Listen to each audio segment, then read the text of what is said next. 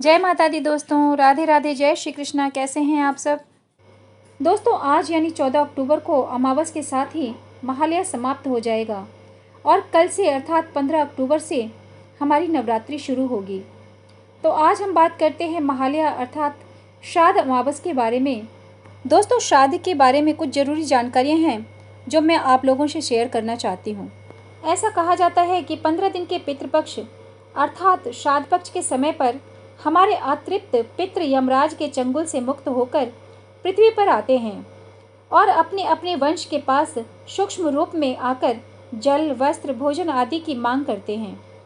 और दोस्तों, उनके वंशज भी अपने अपने पितृ की तृप्ति हेतु ब्राह्मणों के द्वारा पिंडदान, तर्पण विधि और श्राद्ध कर्म आदि करते हैं।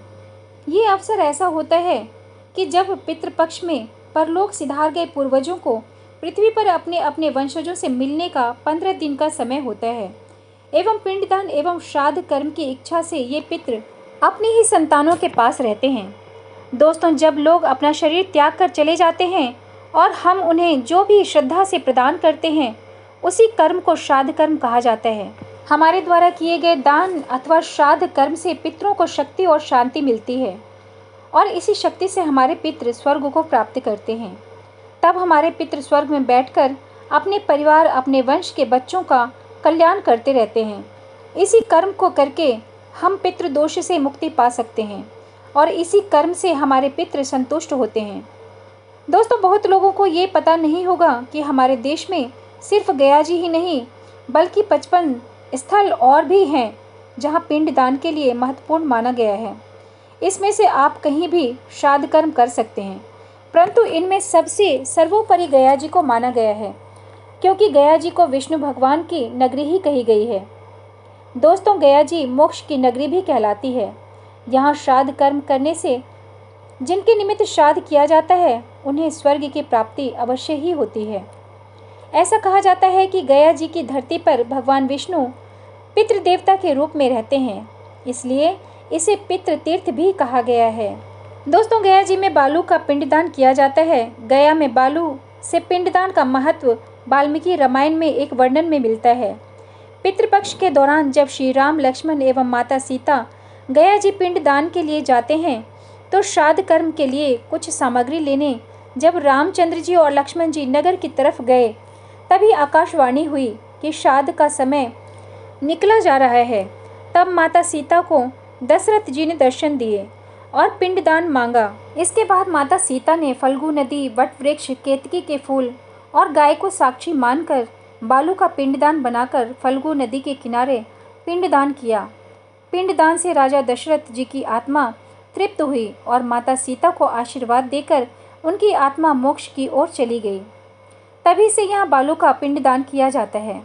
एक कथा अनुसार जब ब्रह्मा जी सृष्टि की रचना कर रहे थे तो उस दौरान उनसे असुर कुल में गया नामक असुर की भी रचना हो गई। गया असुरों के संतान के रूप में पैदा नहीं हुआ था, इससे उसमें आसुरी प्रवृत्ति नहीं थी। वह देवताओं का सम्मान एवं आराधना करता था, पर उसके मन में एक बात हमेशा चला करती थी। वह सोचता था कि भले ही वो संत प्रवृत्ति का है परंतु है तो असुर ही, इसलिए उसे कभी इज्जत नहीं मिलेगी। तब उसने सोचा कि क्यों न मैं इतने अच्छे कर्म करूं, इतने पुण्य अर्जित करूं ताकि जिसके फलस्वरूप मुझे स्वर्ग प्राप्त हो। तब गया ने कठोर तपस्या प्रारंभ की जिससे भगवान विष्णु प्रसन्न हुए एवं उसके समक्ष प्रकट होकर उसे वरदान देने आए।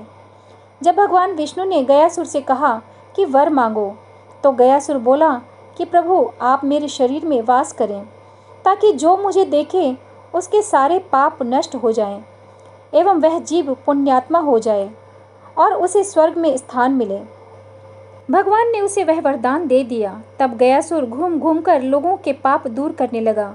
जो भी उसे देख लेता उसके पाप नष्ट हो जाते और वह स्वर्ग का अधिकारी हो जाता। इससे यमराज की व्यवस्था गड़बड़ाने लगी। कोई घोर पापी भी गयासुर के दर्शन कर लेता तो उसके पाप भी नष्ट हो जाते एवं वह स्वर्ग का अधिकारी हो जाता।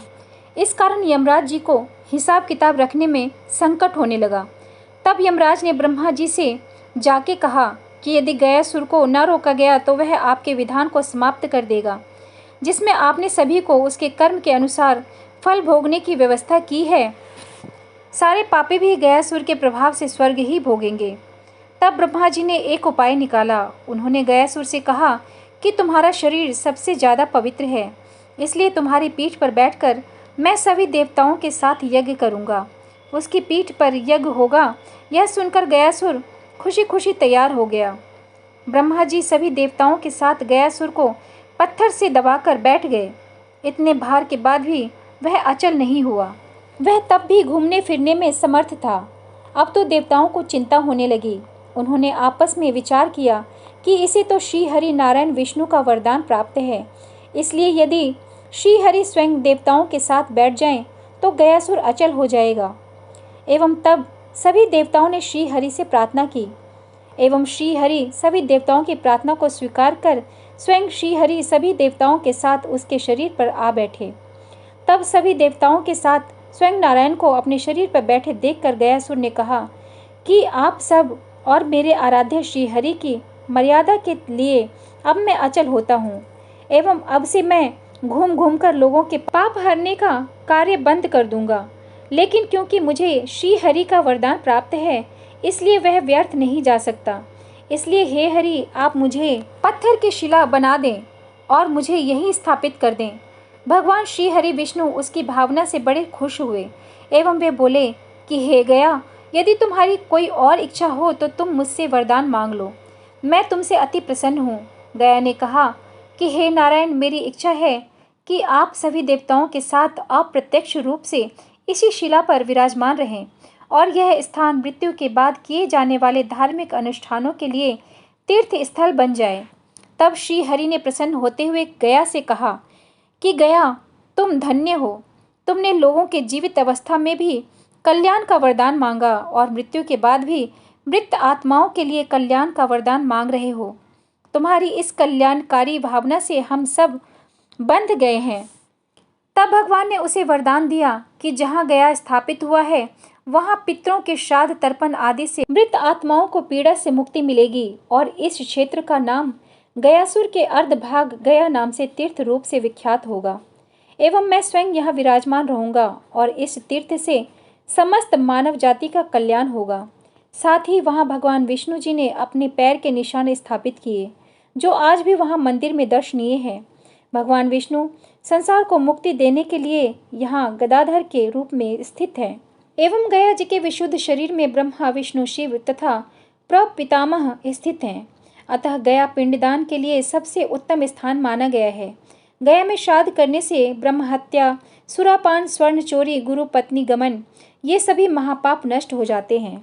दोस्तों, गया जी में श्राद्ध करने के पश्चात भी अपने पितरों के निमित्त ब्राह्मण भोजन, दान, श्राद्ध आदि बंद नहीं करना चाहिए। यदि ब्राह्मण भोजन के लिए भोजन करवाने में आप समर्थ न हो तो आप कच्चा अनाज अर्थात सीधा भी दान कर सकते हैं। इस भ्रम में ना रहें कि हमने गया में श्राद्ध कर दिया है या ब्रह्म कपाली में श्राद्ध कर दिया है तो अब हमें श्राद्ध करने की आवश्यकता नहीं है। दोस्तों, पितरों के निमित्त जल अथवा दान जरूर करें। ऐसा करने से हमारे पूर्वज व हमारे स्वयं का उद्धार भी होता है। अतः यदि आपने अभी तक अपने पितरों के निमित्त कुछ नहीं किया है तो आज महालया अर्थात अमावस के दिन पितरों के निमित्त तिल जल में मिलाकर पितरों को जल अर्पित जरूर करें। वह सीधा का दान आज अवश्य करें। यथासंभव सीधा के साथ दक्षिणा भी रखें। ये जानकारी आपको कैसी लगी जरूर बताइएगा। दोस्तों, कल से नवरात्रि शुरू है तो अगली वीडियो में माँ की आराधना संबंधित जानकारियाँ शेयर करूँगी। तब तक के लिए जय माता दी, राधे राधे, जय श्री कृष्णा।